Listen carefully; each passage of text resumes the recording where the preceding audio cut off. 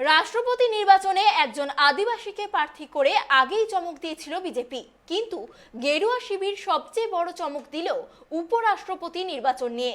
উপরাষ্ট্রপতি পদে প্রার্থী হিসাবে বাংলার রাজ্যপাল জগদীপ ধনখড়ের নাম ঘোষণা হওয়ার পর থেকেই দেশ জুড়ে এই নিয়ে শুরু হয়েছে চর্চা। বাংলার রাজ্যপাল জগদীপ ধনখড়কে দেশের উপরাষ্ট্রপতি পদে প্রার্থী করল বিজেপি। ভারতের উপরাষ্ট্রপতি পদের জন্য ক্ষমতাসীন এনডিএর প্রার্থী হচ্ছেন পশ্চিমবঙ্গের রাজ্যপাল জগদীপ ধনখড়। শনিবার এই ঘোষণা করেছেন বিজেপি প্রধান জেপি নাড্ডা।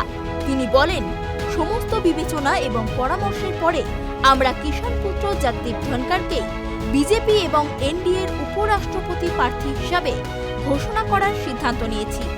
সাংবাদিক সম্মেলনে নাড্ডা জানান, জগদীপ ধনখড় নিজেকে জনগণের রাজ্যপাল হিসাবে প্রতিষ্ঠিত করেছেন।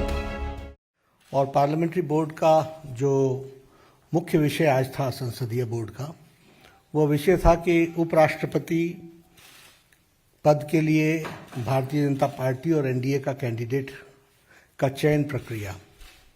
तो इस चयन प्रक्रिया के लिए हम सब लोग बैठे थे। आदरणीय प्रधानमंत्री जी की उपस्थिति में सभी बातों की चर्चा हुई। कई नाम हमारे पास आए जिन पर चर्चा हुई, बड़ी वृहद चर्चा हुई। सभी दृष्टि से चर्चा में, समाज की दृष्टि से, देश की आवश्यकता, बाकी सारी चीज़ों को देख करके सभी नामों पर बड़ा गौर किया गया। लेकिन सभी नामों पर गौर करने के बाद हम सब लोग और भारतीय जनता पार्टी की संसदीय बोर्ड इस निष्कर्ष पर पहुंची है कि उपराष्ट्रपति पद के लिए भारतीय जनता पार्टी और एनडीए के प्रत्याशी के रूप में हमारे किसान पुत्र श्री जगदीप धनखड़ जी को हम उपराष्ट्रपति पद के लिए अपना प्रत्याशी के रूप में घोषित करते हैं। নাম ঘোষণার পর থেকেই শুভেচ্ছা বার্তায় ভরে যাচ্ছে সোশ্যাল মিডিয়া।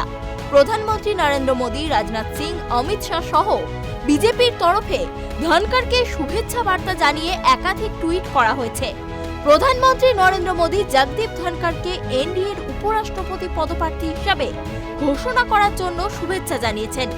এই প্রসঙ্গে টুইট করেছেন প্রধানমন্ত্রী। তিনি লিখেছেন, জগদীপ ধনখড়ের সংবিধান সংক্রান্ত জ্ঞান রয়েছে, আইন প্রণয়ন সংক্রান্ত বিষয়ে জ্ঞান আছে বলে দাবি প্রধানমন্ত্রীর। তবে তিনি নিশ্চিত রাজ্যসভার একজন অসাধারণ স্পিকার হবেন ধনখড়।